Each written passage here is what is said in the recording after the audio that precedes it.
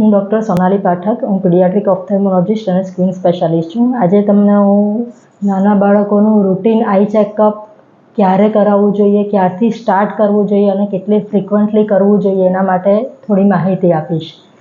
Generally at the time of birth બાળકની જે આંખનું development normal થયું છે કે નહીં એના માટે એક ફર્સ્ટ ચેકઅપ જે routine as soon as possible જન્મની જેટલું જલ્દી થઈ શકે એટલું એક કરવું જોઈએ. અને ખાસ કરીને એમાં જ્યારે બાળકનો જન્મ અધૂરા મહિને થયો હોય એ ટાઈમે ઘણીવાર જન્મના સમયે બાળકની આંખનો પડદો નબળો રહેતો હોય છે, પૂરો ડેવલપ ના થયો હોય અને રૂટીન ચેકઅપ ના કરવામાં આવે તો સમય જતાં બહુ ઝડપથી એ પડદોનું જે ડેવલપમેન્ટ જેટલા પાર્ટનું નહીં થયું હોય એ સંકોચાઈને આખો પડદો ખસી જવાના ચાન્સ રહેતા હોય છે. અને જો સમયસર એનું ચેકઅપ કરી અને એની ટ્રીટમેન્ટ કરવામાં આવે તો બાળકની નજર બચાવી શકાય છે.